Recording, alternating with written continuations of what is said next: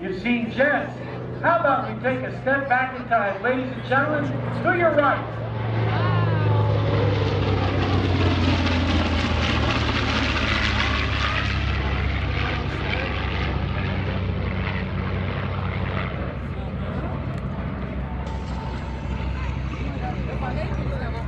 In the lead, the TBM, being flown by Nick Zeroli out of the American Airpower Museum in Farmingdale, New York. On his wing, the famous P-51 Mustang with Matt Kropp at the controls. And somewhere out there in the distance, I'm hoping there's a C-47. The TBM first debuted at the Battle of Midway, June the 2nd, 1942. And even though 5 of the 6 of them were shot down, she made quite an impression. Later on, this aircraft was infamous and also did one heck of a job against the battleships Yamato and her sister ship, the Musashi. Both of them were sunk courtesy of the TBM. From the right, the Douglas C-47.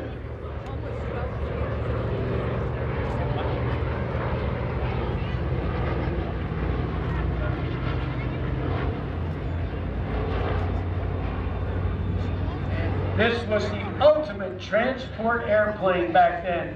This thing could do it all, carried everything. You could put it in the door, she would carry it. From the right,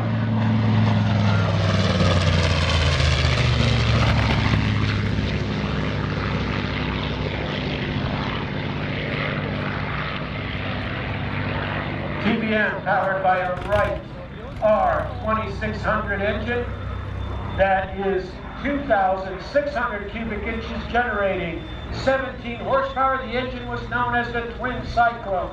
278-mile-an-hour top speed, 22,000-foot ceiling, capable of carrying 2,000 pounds of bombs, or a I believe it was a Mark 14 torpedo, which turned out to be a bit of a clunker in the early stages of the war, but its problems were fixed and it became a very effective weapon against Japanese shipping. The P-51 Mustang, powered by the Packard-built Rolls-Royce Merlin engine, 1,650 cubic inches, 1,500 horsepower, a V12 liquid fuel.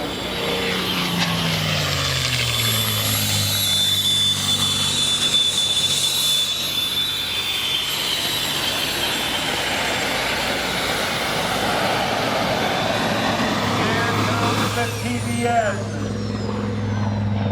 Bomb bay doors open.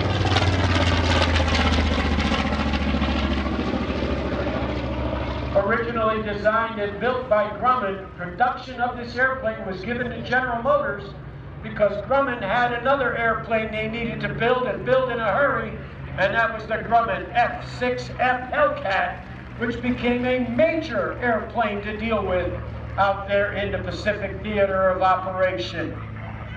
The critics told North American, after the British requested them to build P-40s, and North American refused, that you can't put a laminar flow wing into production.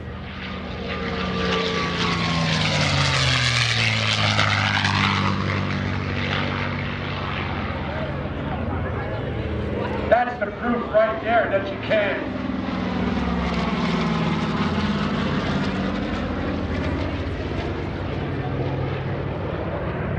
Beautiful sound of those Pratt & Whitney twin wasp engines, R1830s, 1,200 horsepower apiece. Over 16,000 of these aircraft were built. Here's the TBM.